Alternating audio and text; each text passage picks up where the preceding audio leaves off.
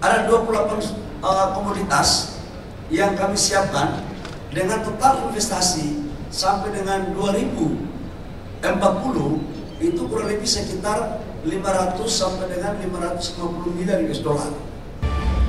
Bismillahirrahmanirrahim. Assalamualaikum warahmatullahi wabarakatuh. Shalom, Om Swastiastu, Namo Buddhaya, salam kebajikan.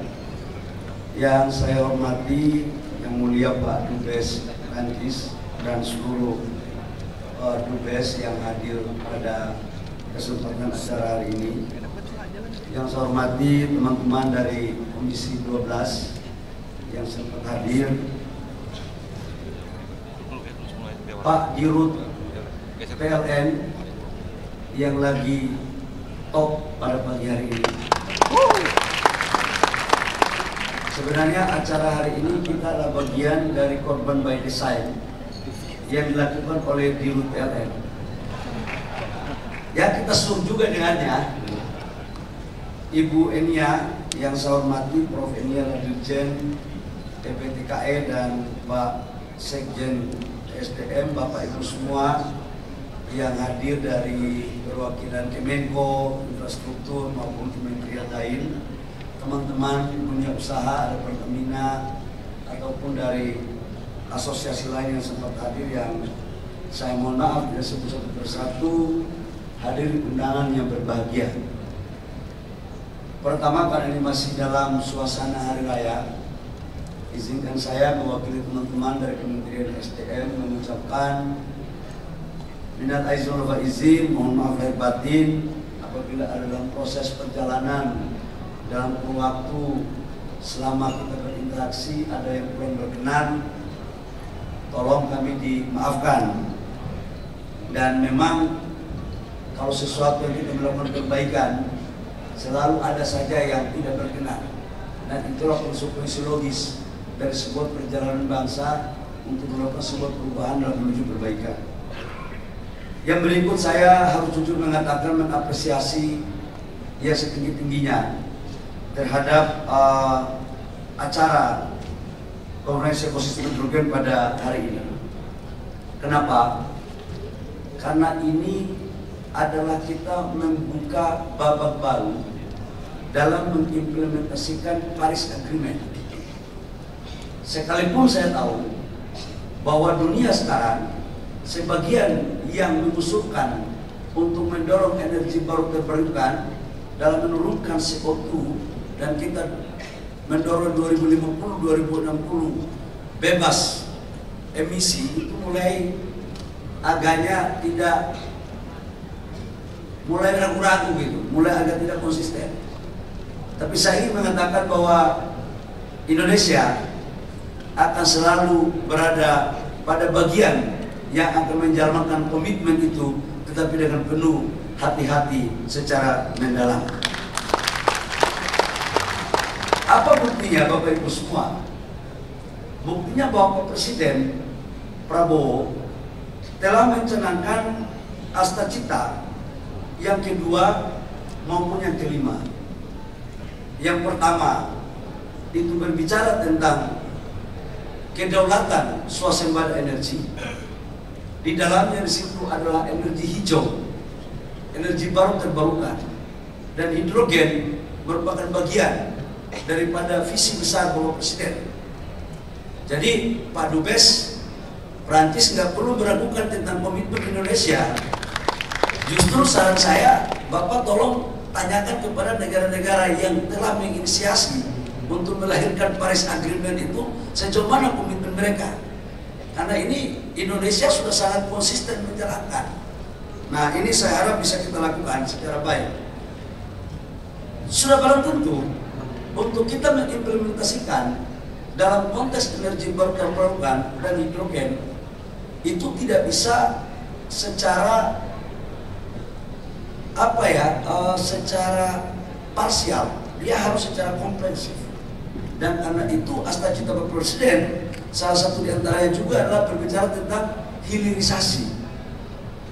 Dan hilirisasi ini merupakan salah satu instrumen pertumbuhan ekonomi nasional kita. Bapak Ibu semua, saya harus jujur mengatakan pada ruangan ini, tidak ada sebuah negara berkembang yang mempunyai sumber daya alam cukup besar yang kemudian merubah menjadi sebuah negara maju tanpa melakukan hilirisasi dan industrialisasi. Dan Indonesia menjadi salah satu negara yang mempunyai sumber daya alam yang cukup besar. Dan kita tidak ingin menjadi negara kutukan sumber daya alam. Karena itu, pertumbuhan ekonomi nasional salah satu instrumennya adalah hilirisasi. Dan sebelum saya masuk kepada hilirisasi khusus untuk hidrogen, saya ingin memakai kesempatan yang berbahagia ini atas arahan Bapak Presiden, kami telah memetakan hilirisasi di sektor pertambangan, oil and gas, perikanan, kehutanan, pertanian. Ada nggak slide-nya ya? Yang total itu kurang lebih sekitar 28 komoditas. Ada nggak slide-nya teman-teman? Ada 28 komoditas yang kami siapkan dengan total investasi sampai dengan 2040 itu kurang lebih sekitar 500 sampai dengan 550 miliar US dollar. Dan ini telah dijabarkan oleh Satgas Hilirisasi pada periode 2025. Ini sudah disetujui yang investasinya tahap pertama kurang lebih sekitar 40 sampai dengan 40 miliar US dollar. Nah ini slide-nya nih. Kelihatannya yang bagian operator ini perlu satu jauh nih kelihatan pangkatnya. Ini kira-kira slide-nya. Oh sudah ada? Oh bagus. Untung Dirjen BPTKI-nya profesor, jadi cepat tanggap dia.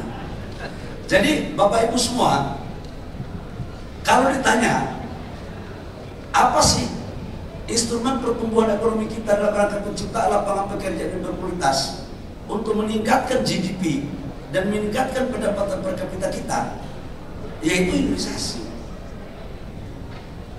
Ketika saya waktu sebelum menjadi Menteri SDM ditugaskan oleh pemerintah sebelumnya untuk di Kementerian Investasi, kami merumuskan membuat peta jalan hilirisasi.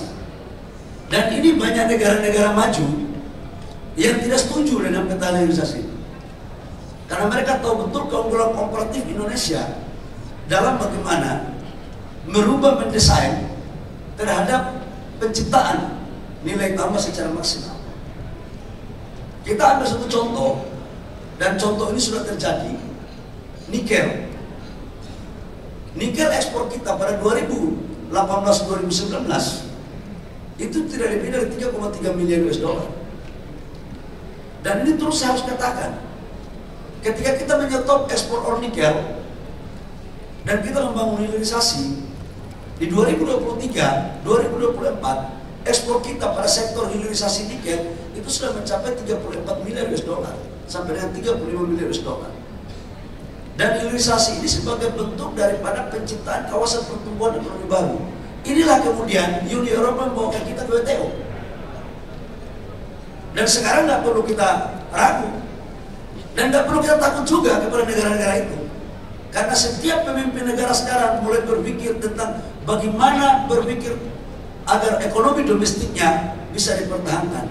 Dan Indonesia atas perintah Bapak Presiden Prabowo, kita akan menjalankan keunggulan komparatif kita untuk bagaimana mempertahankan kedaulatan ekonomi nasional kita.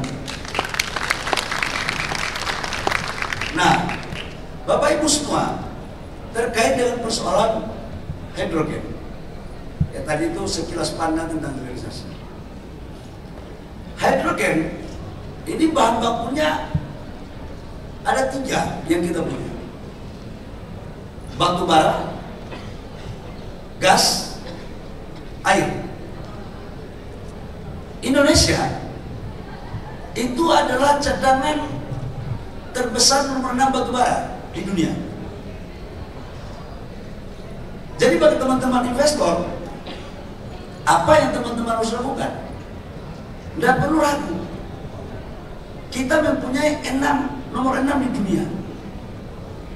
Yang kedua, kita mempunyai gas yang cukup besar. 10 tahun ke depan produksi gas kita akan naik 2 kali lipat dibandingkan dengan sekarang. Dan saya akan mendorong untuk sumur-sumur gas baru akan lebih diprioritaskan kepada market dalam negeri dan hilirisasi, termasuk hidrogen. Yang ketiga, kita mempunyai air yang cukup, gas, kita mempunyai batu bara, kita mempunyai air. Karena hidrogen ini adalah energi hijau, untuk melakukan prosesi itu juga harus membutuhkan energi baru terbarukan. Indonesia pun punya, kita punya semua. Kita punya matahari, kita punya angin, kita punya air. Bahkan kita punya air itu 3.600 gigawatt. Dan kalau ini mampu kita lakukan Bapak Ibu semua, ini akan mampu menciptakan lapangan pekerjaan kurang lebih sekitar 300.000 dan bisa mendatangkan devisa kurang lebih sekitar 70 miliar US dollar. Ini adalah sebuah langkah-langkah yang menurut saya sangat tepat acara ini diadakan pada hari ini. Nah, pertanyaannya adalah bagaimana kemudian kita mempunyai daya saing yang tinggi? Ini relevan ketika Amerika membuat kebijakan untuk menaikkan tarif perdagangan. Dalam pandangan saya, sebenarnya ini kalau di dunia usaha ini jangan terlalu kita merasa sesuatu yang luar biasa. Ini biasa-biasa aja. Kalau di ilmu di HIPMI ini biasa. Harus bikin masalah dulu baru kompromi. Jadi jangan cuma kita membuat seolah-olah dunia sudah mau berakhir. Ini bagian strategi dagang aja. Dan ini membuktikan kepada kita bahwa sekarang blok pada sebuah kawasan tidak lagi menjadi sesuatu yang kita percaya secara ansih. Hampir semua negara sekarang berpikir tentang bagaimana kedaulatan negaranya masing-masing. Nah, dalam perspektif Indonesia, kita mempunyai keunggulan komparatif terhadap energi hijau yang kemudian bisa kita penetrasi kepada pasar dimanapun, Eropa, Amerika, di mana aja. Karena kita saling membutuhkan.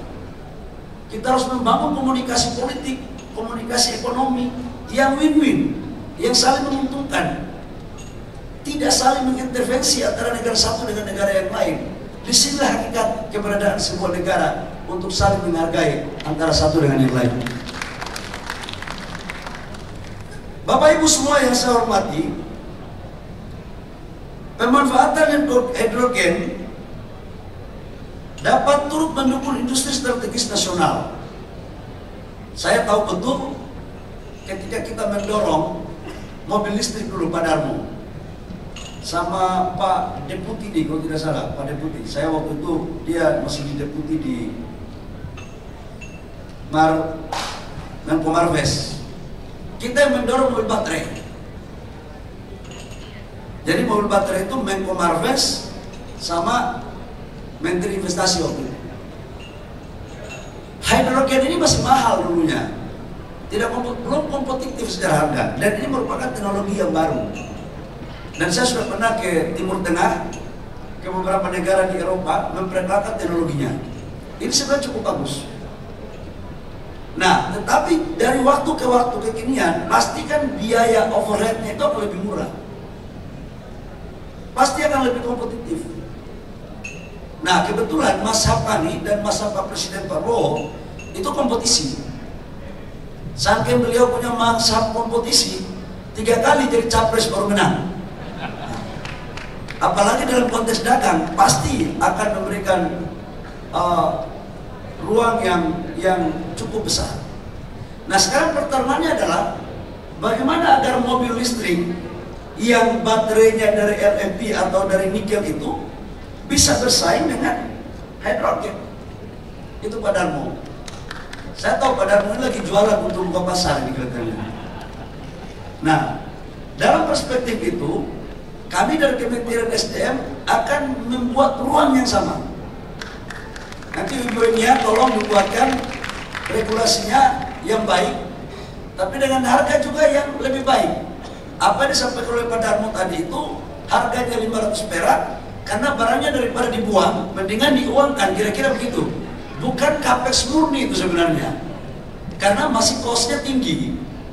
Nah kesini, semakin hari kesini, itu akan dilakukan efisiensi terhadap penemuan-penemuan teknologi baru. Dan saya menunggu agar ini bisa menjadi bagian terpenting dalam kontribusi kita kepada bumi untuk mendorong energi baru terbarukan. Terakhir dari kami, Pak Dirut PLN, Bu, ini yang tadi bilang katanya sudah punya stasiun pengisian, sudah punya, mobilnya belum ada. Ini hebatnya PLN ini. Stasiun diadakan, mobilnya belum ada. Ini hebat ini. Ini cara berpikirnya out of the box. Ya, ini sama dengan Ibu Sri Mulyani mengatakan bahwa makom-makom ekonomi sekarang yang diajarkan di kampus tidak berlaku pada era sekarang. Jadi konsep sekarang adalah tiba saat tiba akal. Dan mungkin karena tiba saat tiba akal juga padahal membuat chargernya dulu baru mobilnya. Ada sudah berapa mobil, Ibu? Ya, milik apa bis kalau tidak salah ada 4 ya. Belum ada. Ya udahlah, kau inventarisir mobil-mobil yang sudah punya hidrogen itu, pakai itu dia punya charger agar jangan sampai mubazir di tempat sana. Itu. Ya Pak, di PLN, kira-kira begitu. Demikian yang perlu saya sampaikan kepada Bapak Ibu semua. Pupuk juga saya pikir ini bagian yang luar biasa. Amonia. Dan sekarang kita lagi mau dorong untuk beberapa sumur-sumur gas, baik di Papua, di Maluku, Impact sudah memulai tahun ini. Kemudian di beberapa sumur di Kalimantan, di Aceh, silakan. Market dalam negerinya kita dorong 60-70%. Yang belum mendapatkan bahan baku, silakan hubungi ESDM. Saya akan prioritaskan untuk bahan baku hilirisasi, termasuk dalamnya adalah hidrogen. Akhir kata dengan mengucapkan Bismillahirrahmanirrahim, saya izin Bapak Ibu semua dan selalu memanjatkan puji syukur kepada Allah Subhanahu wa taala. Saya membuka secara resmi acara Global Hydrogen Summit 2025 pada hari Selasa tanggal 15 Maret 2025. Sukses untuk kita semua. Baik, Bapak Menteri. Wabillahi taufiq wal hidayah. Wassalamualaikum warahmatullahi wabarakatuh. Shalom, Om Santi Santi Om, Namo Buddhaya, salam kebajikan.